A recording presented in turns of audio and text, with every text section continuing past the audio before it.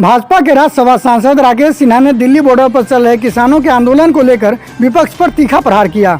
उन्होंने कहा कि केंद्र की मोदी सरकार को बदनाम करने के लिए किसान आंदोलन के जरिए भ्रम फैलाने की कोशिश की जा रही है, लेकिन विपक्ष इसमें कामयाब नहीं होगा।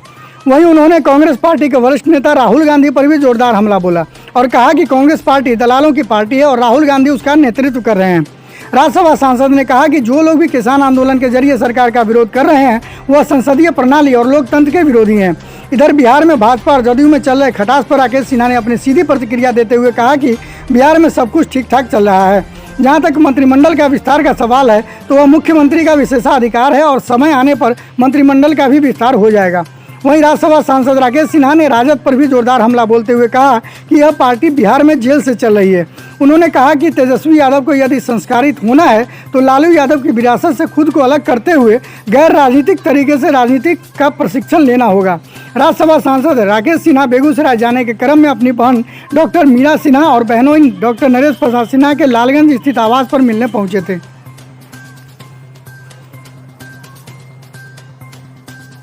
देखिए, इसके पीछे हुए ताकतें हैं जो नरेंद्र मोदी सरकार को अस्थिर करना चाहती है। साफ तौर पर इस आंदोलन में ऐसी ताकतें साफ तौर पर दिखाई पड़ने लगी हैं। किसान और हुकूमत में अंतर है। 11 करोड़ जो ऐसे किसान जो सीमांत किसान हैं, लघु किसान हैं, मध्यम स्तर किसान हैं, उनको यह बिल, यह कानून उनकी जमीन को सुरक्षित करते हुए जमीन पर बाहर से निवेश का अवसर देता है और अपने उत्पाद के दाम को लेने के लिए पूरे हिंदुस्तान के किसी भी भाग में बाजार समझकर बेचने का भी अवसर प्रदान करता है। तो मुझे लगता है कि जो लोग इसका विरोध कर रहे हैं वास्तव में वे लोग हैं जो मंडी के मार्फत से किसानों को मंडी का गुलाम बना कर रखना चाहते हैं और उनका शोषण और दोहन करना चाहते हैं। इसे विरोध करने वाले लोग न सिर्फ कानून का विरोध कर रहे हैं, 11 करोड़ किसानों के हितों का विरोध कर रहे हैं। देखिए, जो लोग इस आंदोलन के आगे हैं वे BMW वाले किसान हैं।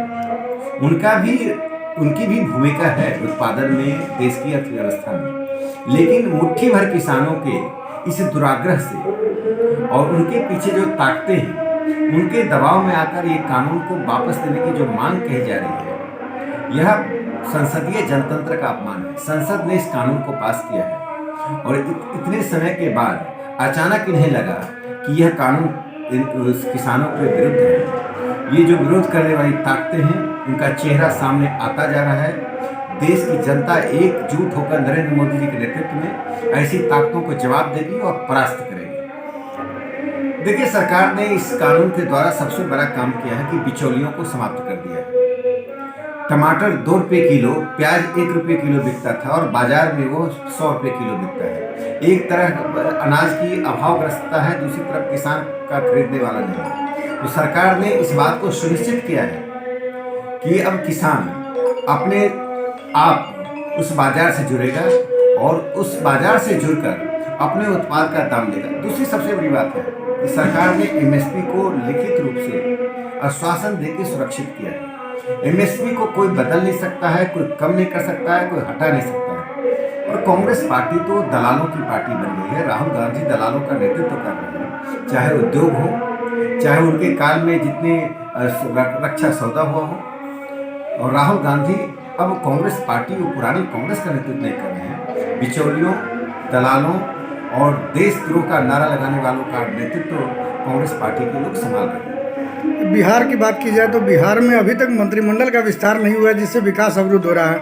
ऐसे में कई तरह के कयास लगाए जा रहे हैं कि जदयू से आपका संबंध बढ़िया नहीं हो पा रहा है, भाजपा का संबंध बढ़िया नहीं है, इसलिए मंत्रिमंडल विस्तार नहीं हो रहा है। क्या कहेंगे इस पर? देखिए, भारतीय जनता पार्टी, जनता दल यू का संबंध कोई अवसर का संबंध नहीं है, संदर्भ का संबंध नहीं है। ये संबंध ऐतिहासिक है, वैचारिक है और मूल्यों पर आधारित है। नेतृत्व के बीच आपसी समझ का परिणाम है और नीतीश कुमार जी के नेतृत्व में हमारी आस्था है और उनके नेतृत्व में सरकार चल रही है। मंत्रिमंडल का विस्तार करना, मंत्रियों को विभागों का वितरण करना, ये सभी मुख्य संसदीय जनतंत्र में प्रधानमंत्री और मुख्यमंत्री का डिस्क्रिप्शन होता है, उनके विवेक पर छोड़ा जाता है। इन मामलों में हस्तक्षेप करना अनुचित है।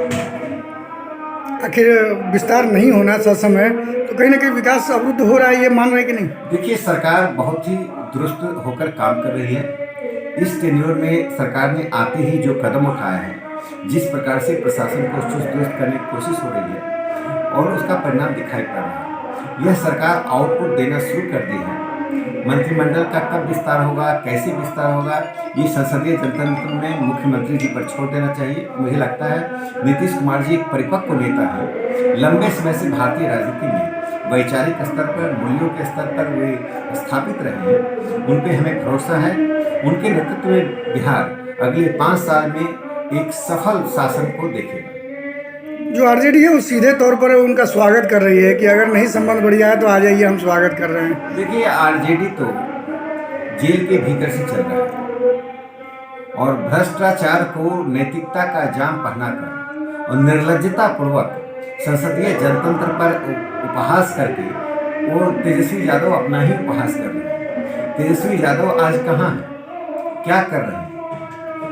उनके विधायक अपने क्षेत्रों में क्या जा रहे हैं? तेजस्वी यादव ये देश को बताएं कि कश्मीर के मामले में, तेजस्वी यादव बताएं कि पाकिस्तान और चीन के मामले में, किसानों के मामले में उनकी क्या राय है? क्या वे 11 करोड़ हासी और सीमांत के किसानों के साथ खड़े हैं या दलालों और बिचौलियों के साथ खड़े हैं? आरजेडी ने देश में जातिवाद की राजनीति को, देश में असहिष्णुता की राजनीति को और लठैत की राजनीति को आगे बढ़ाया है। ये लठैत बनाम वो सहिष्णुता की राजनीति है। लठैत की राजनीति को बिहार की जनता कभी स्वीकार नहीं करेगी। तेजस्वी यादव को यदि संस्कारित होना है तो वे आरजेडी छोड़कर कुछ दिनों तक गैर राजनीतिक रूप से राजनीतिक प्रशिक्षण लें, फिर राजनीति करें। उन्हें लालू यादव की उस विरासत से अपने आप को अलग करना पड़ेगा जिससे वो जीवन भर नहीं कर सकते।